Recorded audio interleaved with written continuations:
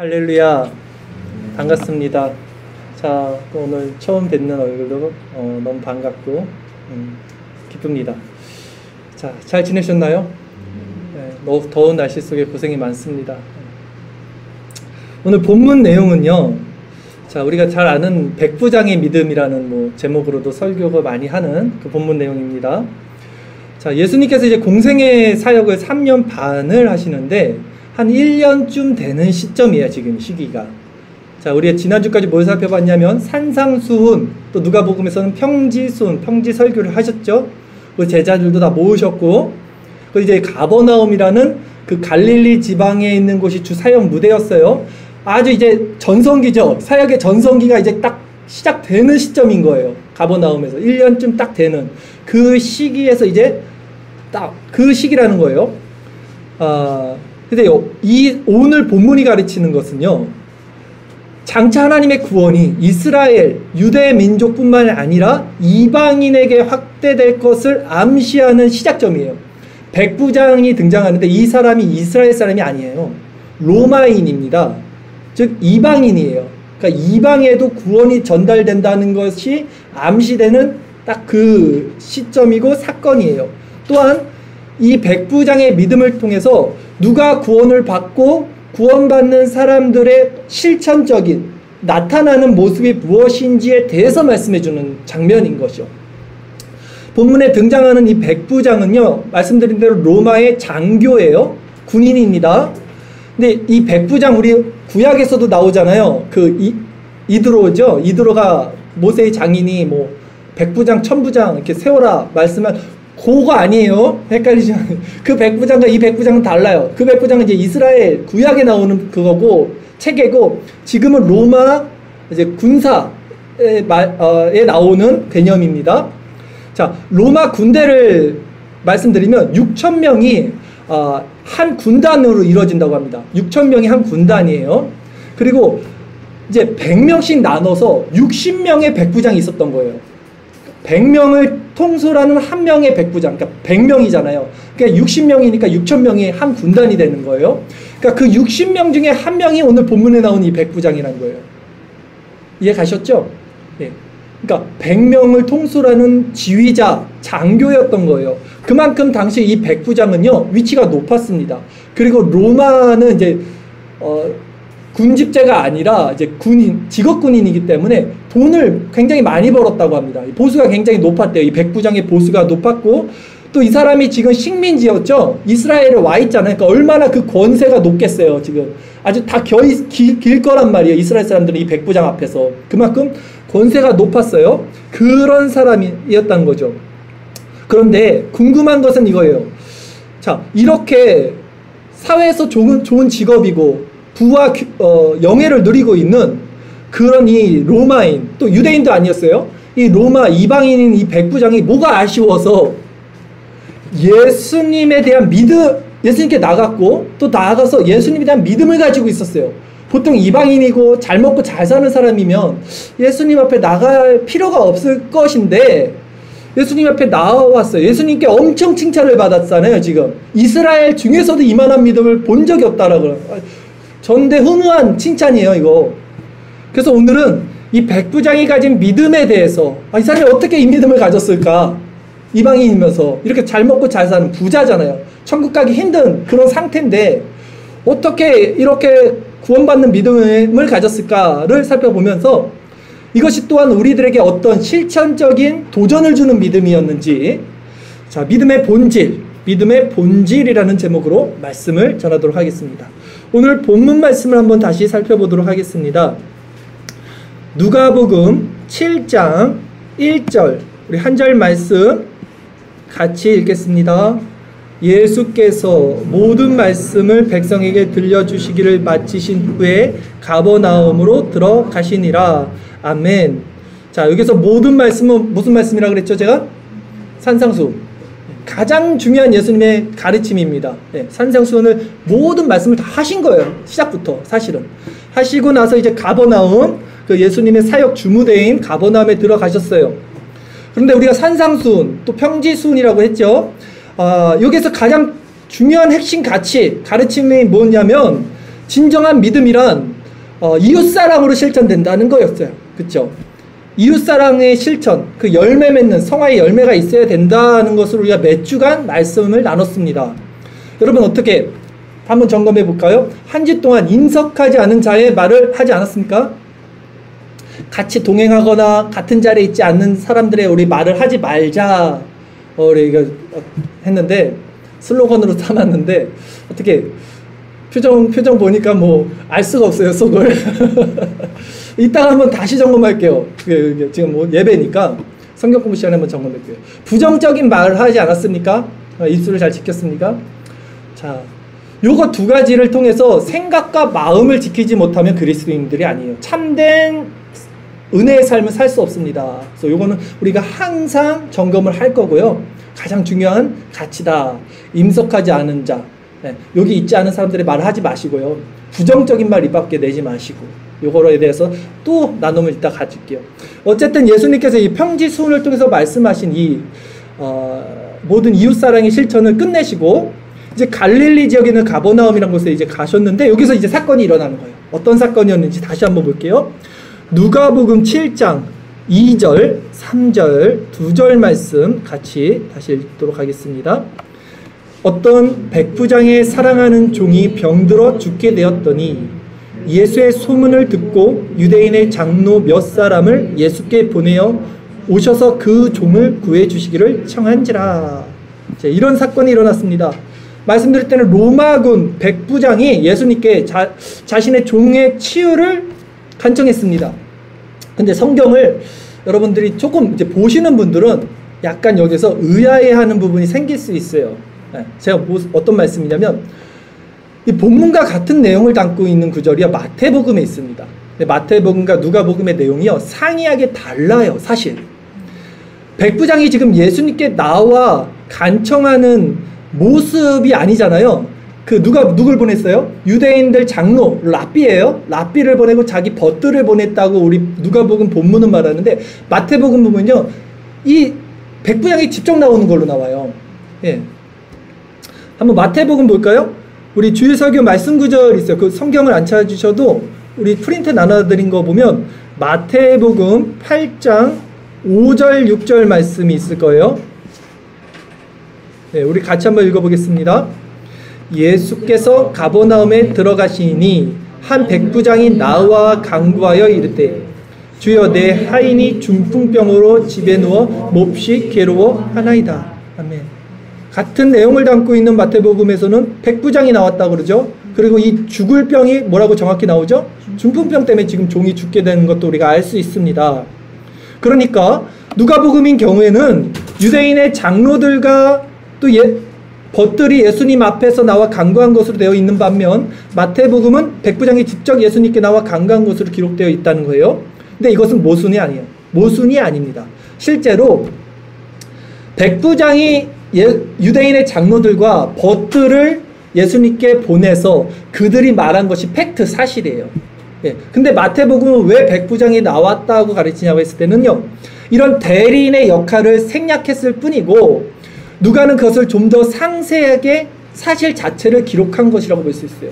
우리가 어떤 대사가 어떤 나라에 가서 그걸 그 나라의 어떤 그 사안을 전할 때 대통령이 직접 안 가잖아요. 만약에 대사가 가서 전해도 그 대통령이 말하는 국가 원수의 가치가 있는 것처럼 지금 이 백부장이 직접 가서 말하지 않아도 백부장의 종인, 백부장의 친구 벗이나 백부장이 보낸 그 유대인 랍비들이 백부장의 말을 전했다. 마태는 이렇게 함축해서 설명한 거기 때문에 모순되지 않는다. 요거 우선 말씀드릴게요.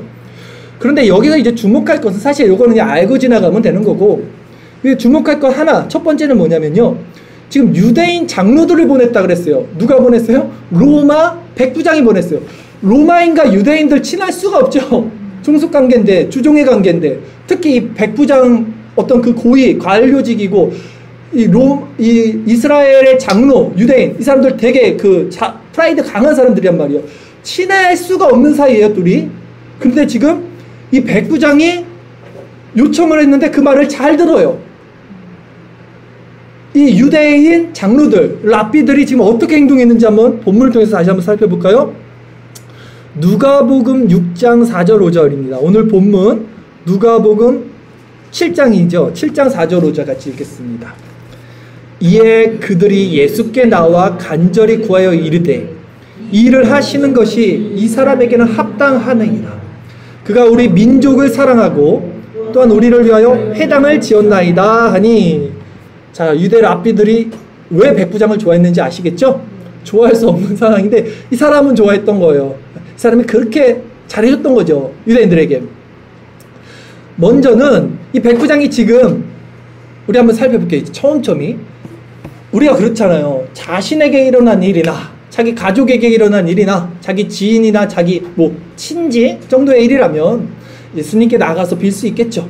근데 지금 누구를 위해서 비는 거냐면 종을 위해서 비는 거예요. 종. 근데 제가 이걸 살펴봤더니 1세기 당시에 이게 지금 그리스 헬라 문화에 있었어요. 그러니까 로마와 헬라, 그리스와 로마가 같이 문화가 섞여 있었어요. 그래서 이 로마 라틴 문화라고도 하는데 여기서는요, 높은 자가 낮은 자를, 더구나 이제 더 이상 쓸모 없게 된, 아파서 이제 병들었다 그랬잖아요. 요 죽어가는 종을 돌보는 주인은요, 멸시를 받아요. 오히려 칭찬받는 상황이 아니고 이거는 권장받는 모습이 아니라 그래요. 왜냐하면 종은 주인의 그때는 당시 소유물이지 인격체가 아니고 물건 취급하던 시기인데 권세 높은 사람이 그 종을 막 이렇게 하는 것이 손가락질 당하는, 오히려 그런 상황에서 지금 이 백부장이 종을 사랑해서 그것도 자신과 다른 유대인들에게 이렇게, 유대인인 예수님께 간청을 하는 상황이 아주 일반적이지 않은 상황인 거예요, 지금. 그러니까 이런 사회 분위기 속에서 지금 대로마 제국이라고 그랬잖아요. 모든 길은 로마로 통해요. 로마가 엄청난 큰 그 나라의 장교입니다. 엄청 그 위세를 떠는 그 장교가 높은 위치에 있었는데 이런 지금 종을 구하기 위해서 다른 유대인의 랍비이죠. 예수님이 그 사람이 볼 때는 이렇게 찾아가는 것이 정말로 아이러니한, 좀 일반적이지 않는 모습이었다는 거 먼저 기억을 하셔야 될 것 같아요. 따라서 우리는 지금 이 백부장이 어떻게 자신의 이 종을 굉장히 사랑하고 있었구나. 뭔지는 모르지만 굉장히 인격적으로 대하고 있었구나. 인격적인 관계가 있었구나를 알 수 있어요. 평소에 정말 이 사람은 정말 사랑했구나. 그 유추할 수 있겠죠. 그리고 또 한 가지 더 뭘 생각할 수 있어요? 이 사람이, 이 백부장이 유대인들에게도 굉장히 친절했구나. 회당을 지어줬다 그랬잖아요. 회당. 그래서 이런 관계를 우리가 유추해 볼 때 이 사람이 이방인인데도 불구하고 분명히 유대의 그 유일신이죠. 하나님에 대한 사랑과 은혜에 대한 경험이 있던 신앙인이었다는 것을 우리가 미루어 짐작할 수 있을 것 같아요. 유추해 볼 수 있을 것 같아요. 충분히. 뭐 성경에 나와 있지는 않지만. 자, 이제 그러니까 그리스도인들은요, 저는 이렇게 생각이 듭니다. 어디를 가든 그리스도의 향기를 나타내야 되는데, 나는 예수님 믿어라고 말 안 해도 그냥 사람들이 그 사람을 이렇게 봤을 때 그 사람의 행동이나 그 사람의 모습을 보고 저 사람은 예수 믿는 사람일 것 같다라는 생각이 들게끔 우리가 살아가야 된다고 생각해요. 오히려 저거 예수 믿는 애들이 꼭 저래요. 이렇게 들으면 안 되는데요. 요즘 반대로 듣잖아요. 저거 그럴 줄 알았어. 저 예수 믿는 놈들이 더 한다.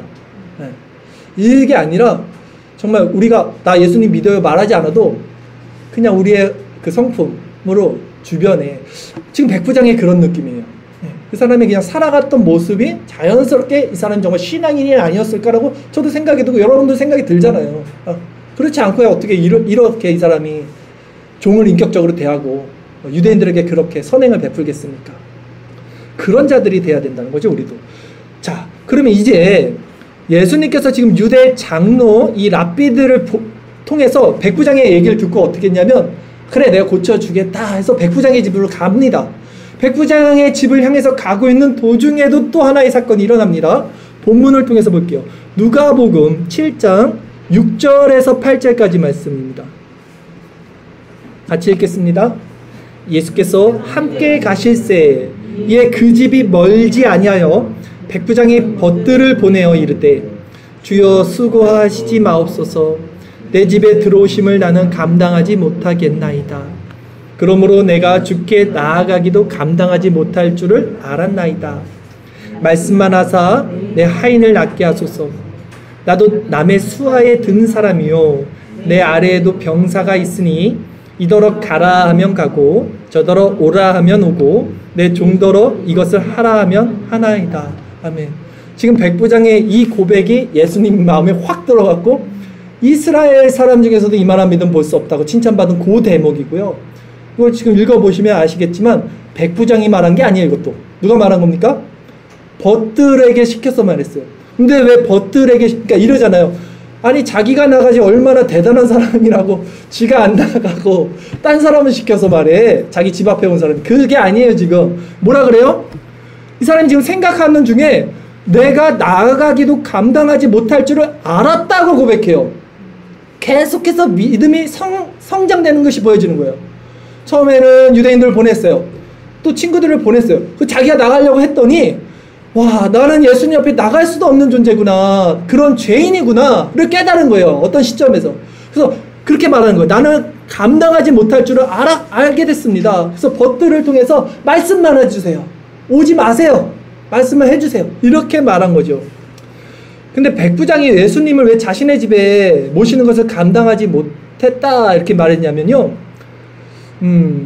왜냐면 당시 유대인들의 습관, 관습도 연관이 있다고 생각이 들어요. 뭐냐면 유대인들은 이방인의 집에 들어가지 않습니다. 예. 특히 로마. 우리 쉽게 얘기하면 로마가요. 일본이에요. 우리 일제시대 압제당하는 싫어할 수밖에 없어요. 민족성 자체가. 자기들 압제하는데 거기랑 친하게 지낼 수 있겠습니까? 더구나 이방인이니까. 그래서 그걸 이제 마음에 알았겠죠. 식사도 안 해요. 유대인들은. 이방인들이라. 더구나 집에는 안 들어가니까 그런 차원에서도 아마 우리 집에 오는 것을 내가 감당치 못하겠습니다라고 말했을 거라고 저는 생각이 들어요. 그러나 궁극적으로도 백부장이 자신이 죄인됨을 알았다는 거예요. 결국은. 그렇기 때문에 자신도 예수님 앞에 나갈 수 없는 존재라는 것을 알았고 그것으로 고백을 하는 것으로 우리가 이해하는 것이 좀 더 올바른 해석이겠다라고 말씀을 드릴게요. 그 또한 이 사람이 지금 백부장이 군인이잖아요. 그러니까 이 사람이 군인으로서 자기 경험을 토대로 신앙을 고백을 하는데 어떻게 고백을 했냐면 자기 나름대로의 자기 믿음을 고백을 한 거예요. 그러니까 나도 누구 수하에 있다는 거예요. 그렇죠. 가이샤 로마 황제의 수하에 있는 거예요. 군인들은요 상명하복 말씀의 복종이에요. 무조건 군대 갔다 오시는 분은 아실 거예요. 그냥 하라면 하는 거지 이유가 없어요. 이유를 따지는 게 아니에요. 그냥 하면 돼요. 그럴 수밖에 없어요. 군대 시스템은. 왜냐하면 수많은 사람들을 통솔하고 이것이 기계처럼 유기적으로 흘러가야 되기 때문에 자기 생각이 거기서 나오면 안 돼요. 무조건 한 사람의 지휘자가 시키면 그걸 하는 그 군대가 하나의 생명체가 돼야지 다 자기 생각 따라하면 그게 돌아가겠습니까? 전쟁이 일어났는데 배가 산으로 가지? 그래서 군인들의 특징은 그거예요. 생각이 없고 시키면 하는 거예요. 무조건. 그게 그렇게 만들어요. 군대 시스템. 그러니까 이 백부장도 그 마인드에 충실한 사람이겠죠. 군인 정신에. 그러니까 말씀만 해주세요. 그러면 되는 거예요. 나도 내 수하에 사람이 있고 내 위에도 가이사가 있는데 어떻게 우리 집에 오겠습니까? 제가 군대에 있을 때 논산 훈련소 갔었거든요. 논산 훈련소 가면요. 아실 거예요. 이 짝대기 하나도 아니에요. 훈련병들은 짝대기 하나도 없어요. 그러니까 엄청 막 훈련을 하는데 짝대기 2개, 3개 있는 사람들도 높아 보여요. 쉽게 얘기하면. 근데 가끔 가다 그럴 때가 있어요. 그 논산훈련소에 막 별 3스타, 뭐 2스타 이런 사람들이 가끔 이렇게 올 때가 있어요. 그래서 뭐 볼 일은 없겠지만 만약에 그런 사람들이 앞에 나오면요. 이 사람은 하나님보다 높게 보입니다. 실제적으로 그래요. 진짜. 왜냐면 훈련소에서 훈련병은요. 이 상명하복, 이 군대 체계에 엄청나게 이제 막 있기 때문에 짝대기 하나가 엄청 큰 차이인데 별이 만약에 왔다? 쳐다를 못 볼 거야 아마. 그 내가 감당할 수 없는 하나님보다 높게 보이는 건 확실합니다. 그러니까 이 사람이 그걸 얘기하는 거예요 지금. 자기가 깨달은 바로 내가 군인이니까 아는 건데 절대 나는 그래서 하나님 앞에 못 나가고 예수님 앞에 못 나가고 우리 집에도 오지 마소서 이렇게 말한 거예요. 그러자 예수님께서 이제 이 믿음을 놀랍게 여기신 거예요. 이 믿음을 놀랍게 여기시고 이 믿음을 칭찬하시고 그리고 뭐라고 어떻게 합니까? 종들을 그냥 보내죠. 그리고 종들이 집에 가니까 회복이 된 거죠. 종들이 아니죠. 그 벗들, 백부장의 벗들을 보내고 그 백부장의 종이 회복이 되었다는 것이 오늘 본문의 내용입니다. 마지막까지 한번 읽어볼게요. 누가복음 7장 9절 10절 말씀까지 읽어보겠습니다. 예수께서 들으시고 그를 놀랍게 여겨 돌이키사 따르는 무리에게 이르시되 내가 너희에게 이르노니 이스라엘 중에서도 이만한 믿음은 만나보지 못하였노라 하시더라. 보내었던 사람들이 집으로 돌아가 보매 종이 이미 나아 있었더라. 아멘. 자, 여기서도 우리가 한 가지 좀 관찰해 볼 필요가 있는데요. 뭐냐면 어떤 대목이냐면 예수님이 지금 병자를 직접 만나지 않았습니다. 보지도 않았어요. 어떤 병자인지. 그냥 말씀만 했는데 말씀도 안 했어요. 사실 여기 본문에 보면. 그런데도 병자가 나았습니다. 그러니까 예수님은 직접 만나지 않아도 또한 뭐 만지지 않아도 치유할 수 있는 전지전능한 하나님의 능력이 갖고 있다는 것을 알 수 있죠. 그런데 조금 궁금한 게 있어요. 저는. 왜냐하면 성경에 나와 있는 예수님의 이적을 자세히 살펴보잖아요. 어떤 걸 여러분들이 발견할 수 있냐면 예수님이 꼭 만납니다. 그 사람을 찾아가요. 그리고 스킨십을 자주 해요. 그리고 관계를 맺어요. 굳이 그렇게 안 해도 되는데 예를 들면 맹인에게는 진흙을 뭐 침에다 이겨서 눈에다 바르고 뭐 가서 실로와 못에 뭐 씻어라 이런 행위를 하신다고요. 굳이 그거를 안 하셔도 충분히 오늘 본문을 통해서 치유하실 수 있잖아요. 그리고 뭐 물이 변하여 포도주가 된 것도 종들에게 그걸 물을 부으라고 시키잖아요. 꼭 물을 안 부어도 될 거 아닙니까? 근데 예수님의 기적을 한번 보세요. 다 오병이어도 마찬가지잖아요. 가지고 오라 그래요. 우선은 가지고 있는 걸 가지고 또 변화시킬까. 아니 근데 예수님 그렇게 안 하셔도 충분히 오늘 본문 보면 하실 수 있는데 왜 다른 쪽에서는 항상 그렇게 뭔가를 시키고 또 관계를 맺고 또 이렇게 스킨십을 가지고 이럴까? 그냥 근데 예수님이 이런 사역 때문에 굉장히 힘들었거든요. 성경에 보면 잠을 못 주무셔요. 왜냐면 너무 많은 병자들이 맨날 오니까 밤이고 낮이고 그거 사역하느냐고. 그래서 맨날 피골이 상접하고 굉장히 피곤해 보인다고 그랬어요. 성경에 보면. 근데도 그러면 저 같으면 이럴 것 같아요. 그냥 다 모여 여기 우선 한 200명 300명 5,000명 모이고 다 나와라 한마디면 끝나잖아요. 아니 그렇게 하실 수 있을 거 아니에요. 근데 그렇게 안 하시고 다 찾아가. 수가성 여인도 찾아가고 혈루증 걸린 여인도 찾아가고 만나주시고 다 대화를 해. 또 굳이 다 행위 모션을 취하고 또 행동을 하게 만들고. 왜 그럴까? 그러면 그게 왜 이렇게 힘들게 사역을 하셨을까? 왜 그랬냐면 그것은 관계를 통해서 믿음을 주십니다. 나와 관계가 일어나지 않으면 그 기적은 그 사람에게 아무 효과가 없어요.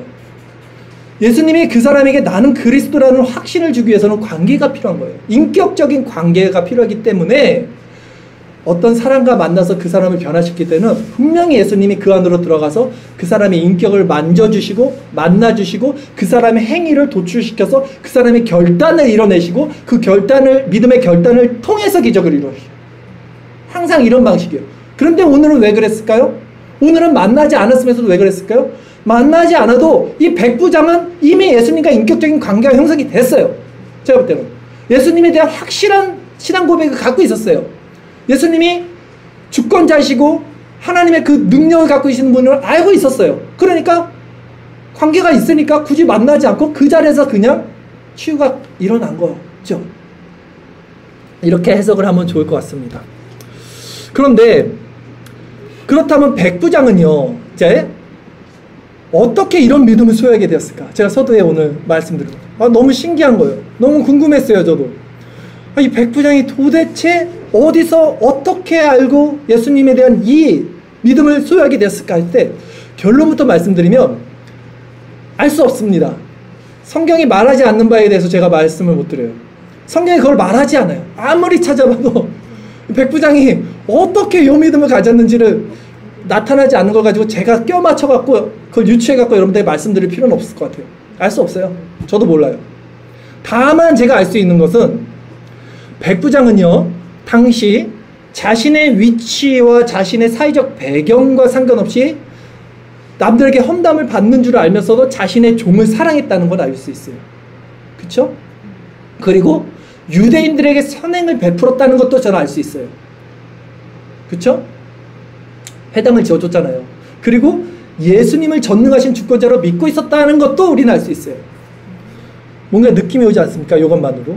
그러니까 지금 이 백부장은요, 굉장히 높은 위치에 있으면서도 오히려 자기보다 낮은 자들이나 소외된 자들이나 자기 아래에 있을 수 있는, 사회적으로는 그런 자들을 괴롭히지 않고 오히려 자기보다 낮게 여기고 높게 여기고 자기 유익을 구하지 않냐고 남의 유익을 구하는 자였어요. 요거 하나는 팩트로 우리가 알 수 있어요. 이 사람의 열매로, 삶으로.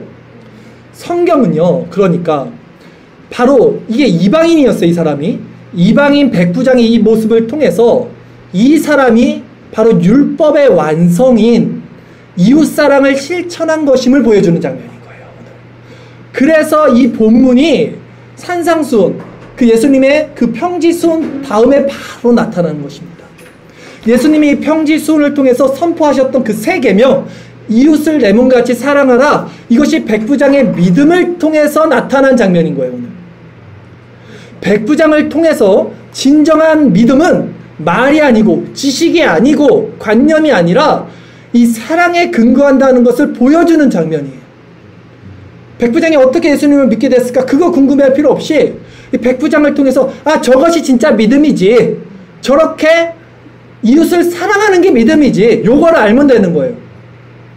그래서 예수님이 지금 이 말씀을 누구에게 하냐면요, 어떤 대상에게 하는지가 중요해요. 지금 이 말씀을 평지수훈 이에 따르는 무리들에게 하는 거예요. 아까 본문을 보면 돌이키사 따르는 무리들에게 말씀을 하시는 거예요. 평지수훈을 통해서 말씀을 들었던 그들에게 이 사람이 이 율법을 실천한 사람이다 라고 말해주는 거예요. 율법을 지킨다고 하는 그 따르는 무리들이 누구냐면 이스라엘 사람들이 많죠. 이스라엘은 정작 그 사랑을 실천하지 못했는데 오히려 율법 밖에 있는 자들이에요. 지금 이방인, 로마인, 이 백부장이 그 사랑을 실천한 것을 보여준다는 거예요. 그래서 예수님은 백부장의 믿음을 칭찬해서 이만한 믿음을 이스라엘에서도 본 적이 없다고 말씀하신 거예요. 혈육의 이스라엘이 아닌 거예요. 아브라함이 그러잖아요. 사랑은 뭡니까? 믿음의 표현이죠. 우리 사랑이 결국 믿음이잖아요. 믿음의 발현이 사랑이잖아요. 참된 믿음을 갖고 있다면 그것은 사랑으로 나타내는 거잖아요. 열매로 나타나잖아요. 그래서 성경은 이 사랑, 지금 이 사람이 행했던 모든 것들, 그 사랑이 바로 율법의 완성이라고 말하는 거예요. 그것을 행한 거예요. 우리 주일설교 말씀 구절을 통해서 한번 볼까요? 로마서 13장 8절에서 10절까지 말씀을 한번 보겠습니다. 주일설교 말씀 구절 로마서 13장 8절 10절 읽겠습니다. 피차 사랑의 빛 외에는 아무에게도 아무 빛도 지지 말라. 남을 사랑하는 자는 율법을 다 이루었느니라. 간음하지 말라, 살인하지 말라, 도둑질하지 말라, 탐내지 말라 한 것과 그 외에 다른 계명이 있을지라도 내 이웃을 내 자신과 같이 사랑하라 하신 그 말씀 가운데 다 들었느니라. 사랑은 이웃에게 악을 행하지 아니하나니 그러므로 사랑은 율법의 완성입니다. 아멘. 이걸 누가 행했다고요? 백부장이 행했잖아요. 지금 율법을 완성한 거예요. 자, 그렇다면 우리는 이제 이쯤에서 또 하나 떠오르는 이야기가 있습니다. 이 백부장을 통해서 우리는 이웃사랑을 실천한, 누가 내 이웃이냐 했을 때 선한 사마리아를 떠올리게 되죠. 자연스럽게. 누가 내 이웃이냐 했을 때 그 예수님의. 자, 근데 이 선한 사마리아인 이야기 아시잖아요. 여기서도요, 중요한 공통점이 뭐냐면요, 이 선한 사마리아인도 이방인이었다는 거예요. 아, 율법을 지킨 사람들은 이스라엘 사람들이 아니고 이방인들이 지키고 있어요. 지금 오히려 선한 사마리안 비유 생각나시죠? 레위인도 나오죠. 제사장도 나오고. 이 사람들 누구냐면 정말 신앙 좋은 사람들, 교회 안에 있는 모태신앙들, 하루 종일 교회 성경 달달 외우는 사람들, 가르치는 사람들, 저같이. 근데 이 사람들은 실천을 못했는데 오히려 손가락질 받던, 사람 취급 못 받던 사마리아인들, 개 취급당했어요. 유대인들에게는 피가 섞였다 그래서. 이 사람들이 율법을 완성했다는 것을 우리는 이 백부장을 통해서도 사마리아를 통해서도 지금 보고 있는 거예요. 자, 그렇다면 이제 이런 말씀들을 우리 자신에게 한번 적용해 볼까요? 여러분, 교회로서 실천해야 할 덕목, 사명, 해야 할 일이 무엇입니까? 그리스도의 사랑과 그리스도의 복음을 전파하는 것이죠. 이거 누구나 다 알죠. 복음 전도잖아요. 이게 교회에 주어진 사명이잖아요. 1차적인 사명.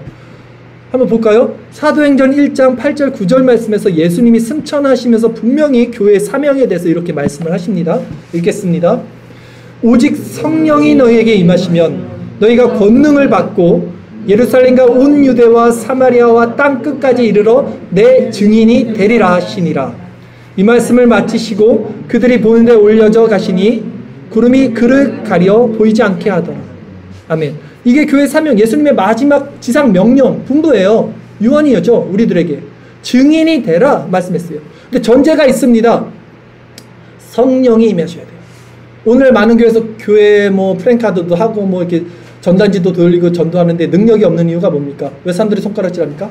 성령 충만하지 않아서 그렇죠. 예. 그냥 무슨 교회 이렇게 사람들 그걸 뭐라 그래, 호객행위 하듯이 그렇게 하니까 안 되는 거예요. 먼저 내적으로 이 전도의 원리가 무엇이고 이 사랑 실천의 원리가 무엇인지가 자연스럽게 드러나는 그 원리 가운데 전도를 해야죠. 성령 충만한 상태로.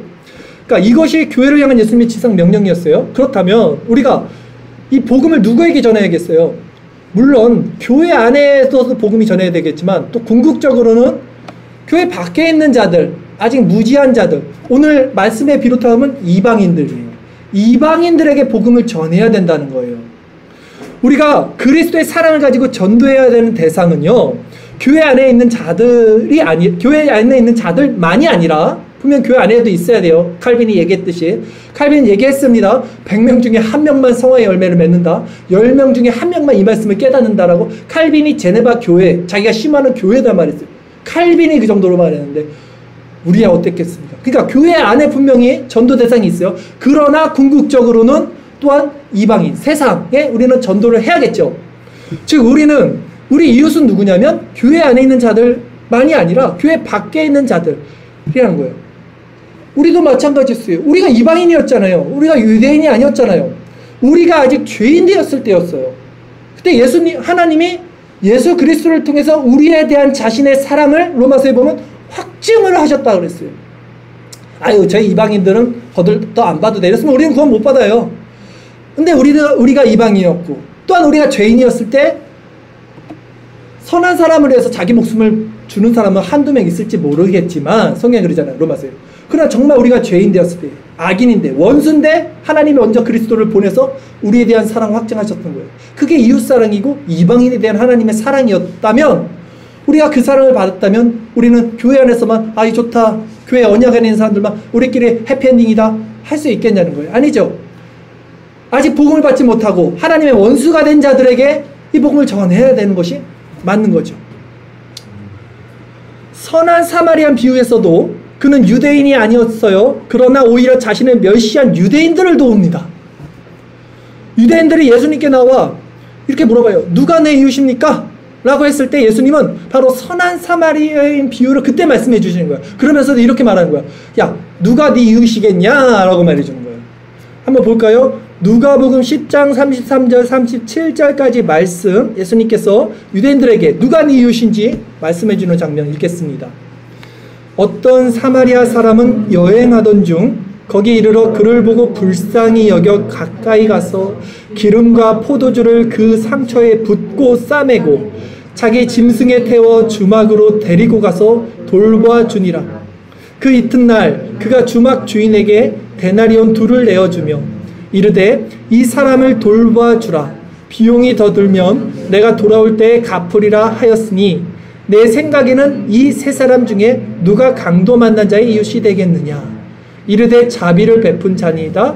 예수께서 이르시되 가서 너도 이와 같이 하라 하시니라. 아멘. 성경이 말하는 이웃이 바로 이런 자들인 것입니다. 오늘 본문에 나오는 백부장도 이방인이었지만 진정 이 사람도 유대인을 사랑했어요.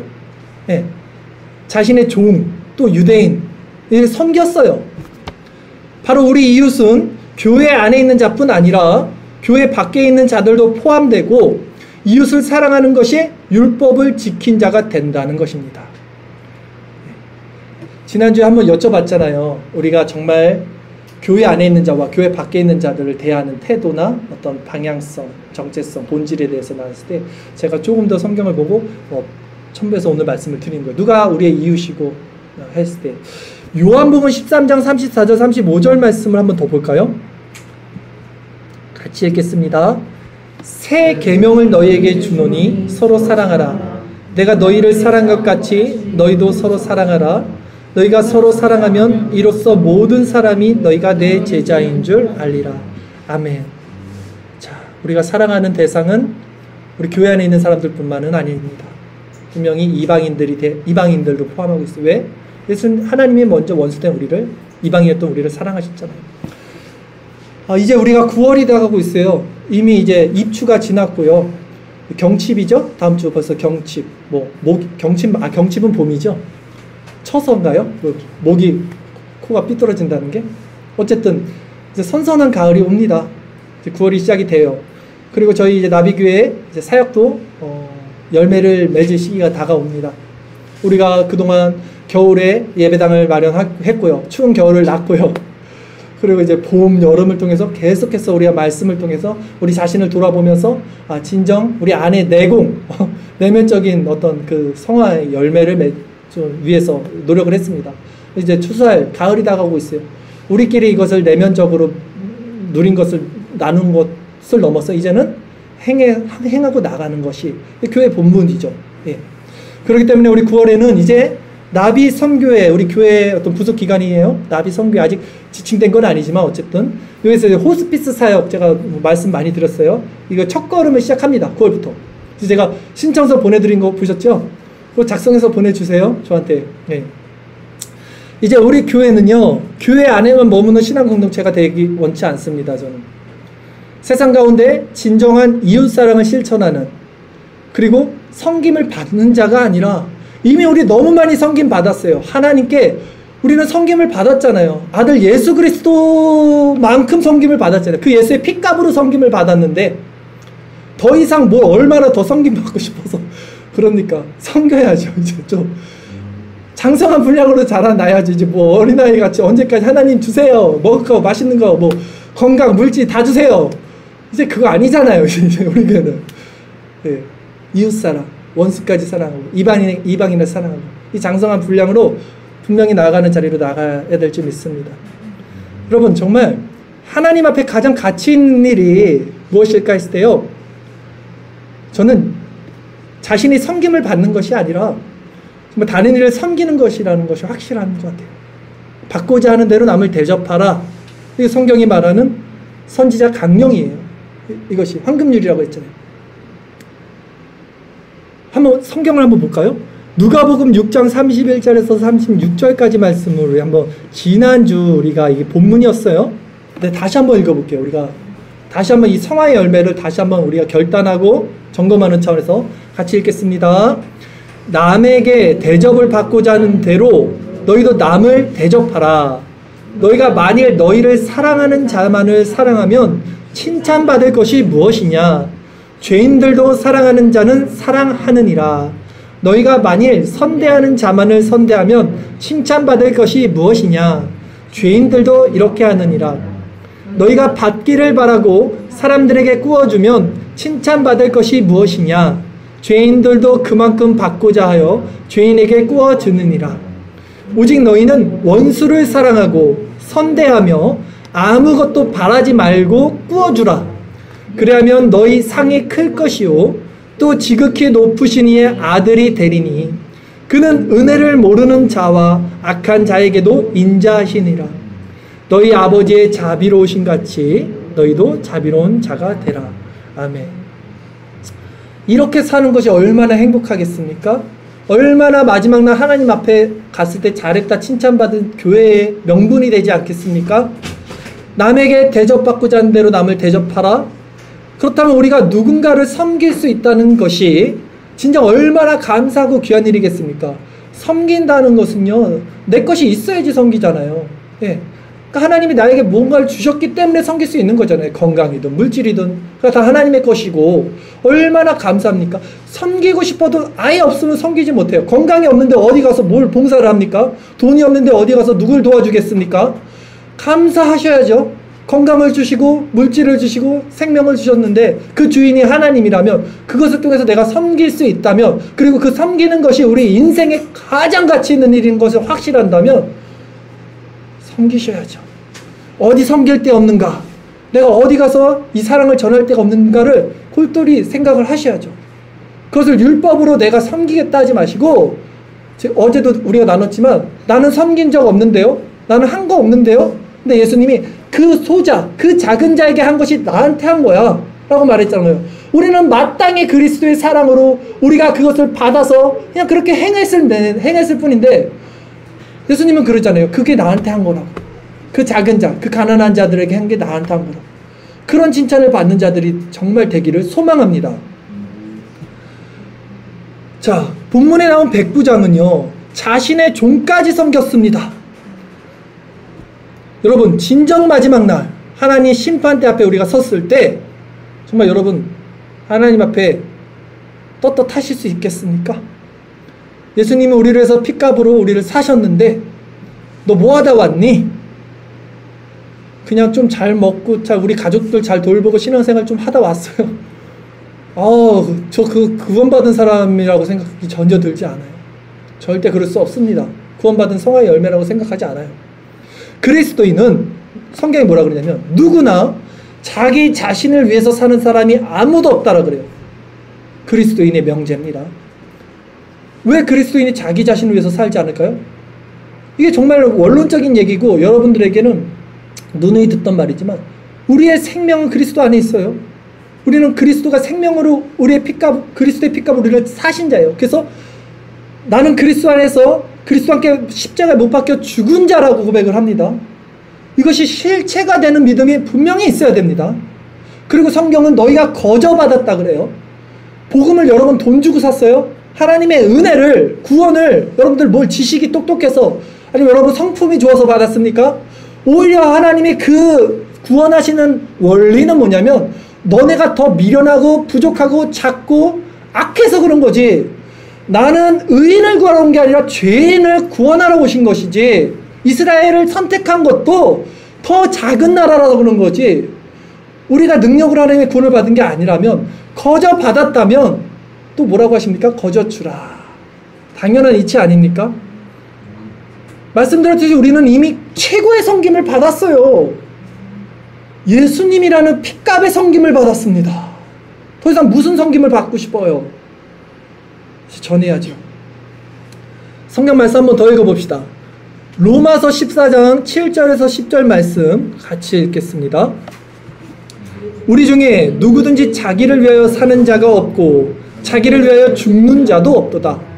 우리가 살아도 주를 위하여 살고 죽어도 주를 위하여 죽나니 그러므로 사나 죽으나 우리가 주의 것이로다. 이를 위하여 그리스도께서 죽었다가 다시 살아나셨으니 곧 죽은 자와 산 자의 주가 되려 하심이라. 네가 어찌하여 내 형제를 비판하느냐? 어찌하여 내 형제를 업신여기느냐? 우리가 다 하나님 심판대 앞에 서리라. 아멘. 이제 말씀을 정리하겠습니다. 그러므로 여러분, 이제 우리 나비 교회는 가장 가치 있는 일인 이웃사랑을 실천해 나갑시다. 그러나 분명히 말씀드릴게요. 이 이웃사랑은요, 우리 힘으로 실천할 수 없습니다. 이 이웃사랑을 실천할 수 있는 길은 오직 그리스도라는 나무에 접붙임 받은 상태여야만 돼요.